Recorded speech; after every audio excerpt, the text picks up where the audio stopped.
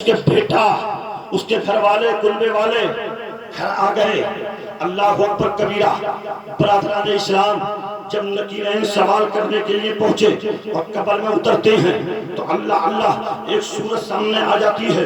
برادران اسلام، اللہ اکبر کبیرہ، رب کے رحمت کے فرشتے، اللہ کے وہ ملائکہ جیسے قبر میں حاضر ہوئے، قبر میں نازل ہوئے اور پوچھتے ہیں تو وہ صورت سامنے آ جاتی ہے۔ وہ صورت سامنے آ گئی، چاروں طرف جو ہے فرشتے جاتے ہیں، وہ صورت سامنے آ جاتی ہے۔ اللہ اکبر کبیرہ۔ برادران اسلام، یہ فرشتے رب کی بارگاہ میں پہنچے اور جا کر عرض کرے مولا ہم فلاں تیری بندی سے سوال پوچھتے ہیں تو ایک سورت قرآن کی نکل کے سامنے آ جاتی ہے اور وہ کہتی ہے اس کو سونے دو، اس کو سونے دو۔ اللہ اکبر کبیرہ۔ پروردگار عالم ارشاد فرماتا ہے اے فرشتوں رہو اب رک جاؤ، تم قبر میں مت جانا، اس لیے کہ اس بندی نے میری خدا کے فرمان پہ اور رسول اللہ کے اعلان پہ عمل کیا ہے۔ اے میرے پروردگار، اے میرے معبود، میرے رب قدیر، ابھی بتا دے وہ بات کیا ہے، تم بھی بتا دو بات کیا ہے، رسول تم بھی بتا دو بات کیا ہے۔ تو رسول عالم فرماتے ہیں لوگوں سنو، پروردگار عالم میں ایک قرآن پاک میں آیت رکھی ہے جس کا نام ہے سورہ ملک۔ اللہ اکبر کبیرہ، جو ساری دنیا پڑھتی ہے تبارک الذی بیدہ الملک وہو علی کل شیء قدیر۔ اللہ اکبر کبیرہ۔ اگر عمر کے حصے میں محبت کے عالم میں ایک مرتبہ پڑھ بھی لیا ہے یا سن بھی لیا ہے وہ سورت تمہاری بخشش کا ذریعہ بن جائے گی۔ نعرہ تکبیر، نعرہ تکبیر، نعرہ رسالت، نعرہ رسالت، مفتی سمیع احمد صاحب قبلہ، نعرہ تکبیر، نعرہ رسالت۔ ماشاءاللہ ماشاءاللہ، کیا بات ہے بھائی، سبحان اللہ سبحان اللہ۔ اچھا کوئی بڑی بات نہیں ہے، صرف 2 رکوع ہیں۔ کتنے ہیں؟ 2 رکوع۔ اور جس کو پڑھنا نہیں آتا میں نے بتا دیا، پڑھنے والے کے پاس بیٹھ جائے اور کہے کہ بیٹا، وہ میری بیٹی، بیوی، بھائی، بہن جو بھی پڑھا لکھا گھر میں ہو، ہمیں سورہ ملک سنا دو۔ جی لگا کہ بولو ہمیں سورہ ملک سنا دو، چونکہ ہم پنڈت لنگلا ہے نہیں رہیں گے بلکہ ہمیں دنیا سے جانا بھی ہے، ہو سکتا ہے بخشش کا وہی ذریعہ بن جائے۔ اللہ اکبر کبیرہ۔ اور میری بہنوں سنو، بیٹیوں سنو، سورہ ملک کی تلاوت کیا کرو، قرآن پاک کی ہزار تلاوت کیا کرو۔ یہ قرآن پاک عصمت والا ہے، قرآن برکت والا ہے، رحمت والا ہے، اور اسی قرآن میں جہاں عظمت مصطفیٰ بتائی ہے وہاں عظمت والدین نے بتائی ہے۔ عظمت والدین۔ آؤ پہلے تاریخ کے حوالے سے آپ کو میں بات بتاؤں۔ جی لگا کہ بولو سبحان اللہ۔ اللہ کے نبی صلی اللہ علیہ وسلم ملک شام گئے۔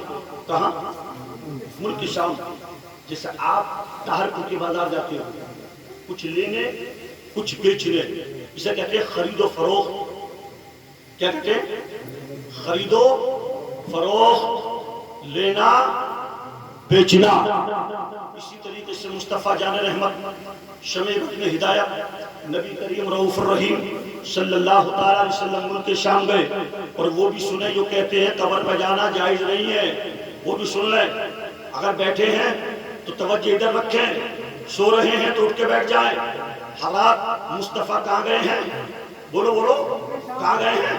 ملک شام، اور ملک شام سے واپس آ رہے ہیں تو پیغمبر اعظم فرماتے ہیں جب تم کوئی مال بیچنے سنبھل جایا کرو، مثال کے طور پر مین تھے گتے اگر بیچنے سنبھل جاؤ اور بائک سے جا رہے ہو تو اس روڈ سے جا رہے ہو تو ادھر اسمولی ہو کر کے آنا۔ اللہ اکبر کبیرہ۔ نبی فرماتے ہیں ہو سکتا ہے تم مال لے کے گھر سے نکلے ہو، کوئی تمہاری تاک میں بیٹھ جائے، کوئی تمہاری گھات میں بیٹھ جائے، یہ ادھر سے پیسہ واپس لے کر کے آئے گا تو اس کو چھین کے لے لیا جائے گا۔ اللہ کے نبی فرماتے ہیں، اور نبی کے ہر کام میں حکمتیں ہیں، نبی کے ہر کام میں برکتیں ہیں۔ نبی فرماتے ہیں جب کوئی مال لے کے بیچنے جاؤ تو جانے کا راستہ اور ہونا چاہیے، آنے کا راستہ اور ہونا چاہیے۔ عید کی نماز پڑھنے جاؤ تو جانے کا راستہ اور ہونا چاہیے، آنے کا راستہ اور ہونا چاہیے۔ مال بیچنے جاؤ گے تو آزاد چور سے تمہاری حفاظت ہو جائے گی، اور عید کی نماز پڑھنے جب عیدگاہ پہ جاؤ گے تو زمین آسمان گواہ بن جائے گا اور کہے گا مولا یہ تیرا بندہ عید کی نماز پڑھنے اس راستے سے آیا تھا، وہاں پر تو وہ دیوار گواہ بن گیا ہے، وہاں کی سرحد گواہ بن گیا ہے، پیڑ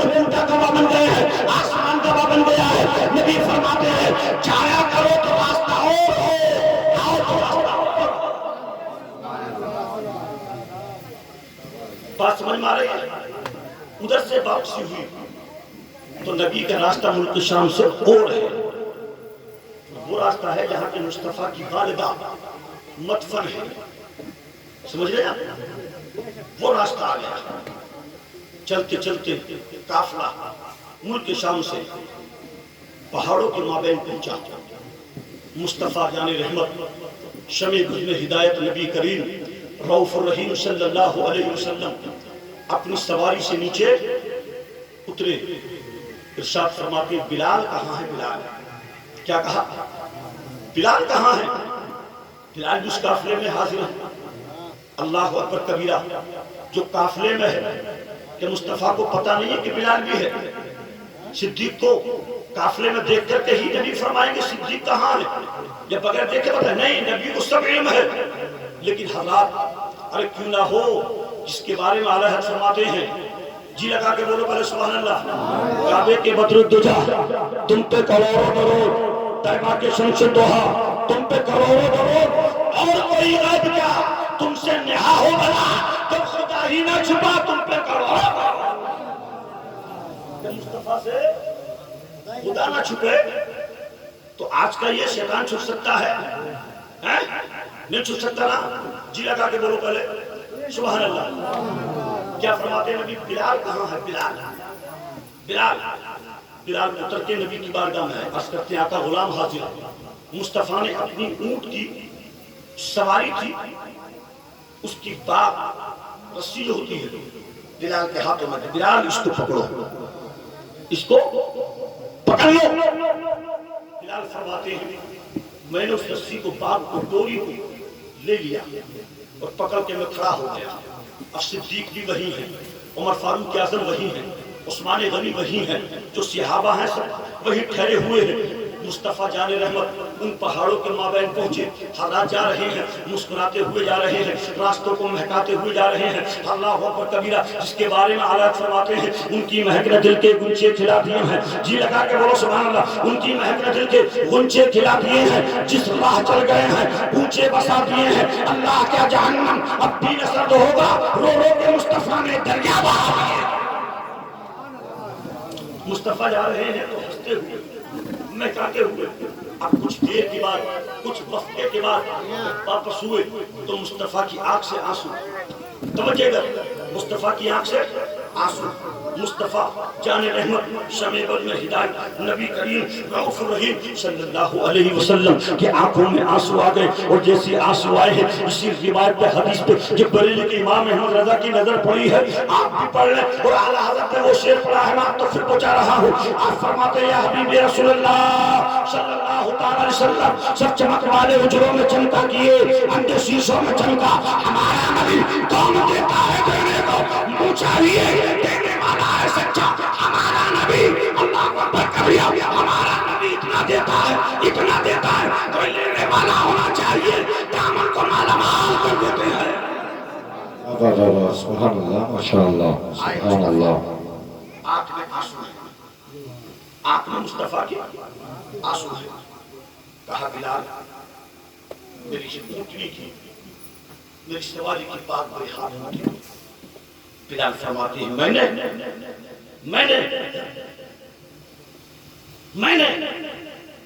بلال کہتے ہیں میں نے اس باغ کو نبی کے مقدس ہاتھوں میں دے دیا، مصطفیٰ کے ہاتھوں میں نے رسی کو دے دیا۔ اب نبی بیٹھ کے نا اپنی سواری پہ بیٹھ جاتے، لیکن بیٹھے نہیں مصطفیٰ۔ دیکھو پنکھے چکر میں تم نکتہ بھول رہے ہو، سمجھ رہے آپ؟ مصطفیٰ رسی کو لے کر کے اب اونٹنی پہ سواری پر بیٹھتے نہیں ہیں، مصطفیٰ 10 قدم چلتے ہیں، پیچھے کو مڑ کے دیکھتے ہیں، 10 قدم چلتے ہیں، پیچھے کو مڑ کے دیکھتے ہیں، 10 قدم چلتے ہیں، پیچھے کو مڑ کے دیکھتے ہیں، یہاں تک کہ مکہ آ گیا ہے۔ جی اگر کہ بولو سبحان اللہ، جیسے مکہ آیا مصطفیٰ کہتے ہیں بلال میری سواری کو باندھ دیا جائے۔ اللہ اکبر کبیرہ، سواری کو باندھ دیا گیا، اور جیسے مصطفیٰ جان رحمت اپنے کاشانے میں جاتے ہیں، اپنے حجرے میں جاتے ہیں، اپنے کمرے میں جا رہے ہیں، صدیق نے دامن پکڑ لیا ہے، عمر نے دامن پکڑ لیا اور کہا آقا یہ تو بتا دو وہ جگہ کون سی تھی جس نے تم کو رلا دیا ہے، جس نے تمہیں رلا دیا ہے آقا وہ کون سی جگہ ہے؟ آقا تم ملک شام سے آ رہے تھے، گئے تھے ہنستے ہوئے، ادھر سے آئے تو روتے ہوئے، پھر آپ بیٹھے نہیں ہو، آپ بیٹھے نہیں ہو، بس اور بڑی رہا اس کے اندر تو بیٹھ جاؤ، آپ روتے ہوئے آ رہے ہیں، آقا کس چیز نے رلا دیا ہے؟ اللہ کو اکبر کبیرہ، ابھی صدیق کو پتہ نہیں ہے یہ کیا ہے، عمر کو پتہ نہیں ہے یہ کیا ہے، عثمان غنی کو معلوم نہیں ہے کیا ہے، اللہ کو اکبر کبیرہ، جی لگا کے بول دو تو آگے بتا دیتا ہوں، سبحان اللہ بول سمجھ کر بچا کے کہو یا رسول اللہ، اللہ کو اکبر کبیرہ، نبی فرماتے ہیں صدیق سنو کہ میری ماں حضرت آمنہ کی قبر ہے، میں اپنی ماں کی قبر پہ ہو کے آیا ہوں، نہ جانو سنو، اگر حرام ہوتا ناجائز ہوتا تو مصطفیٰ قبر پہ کیوں جاتے؟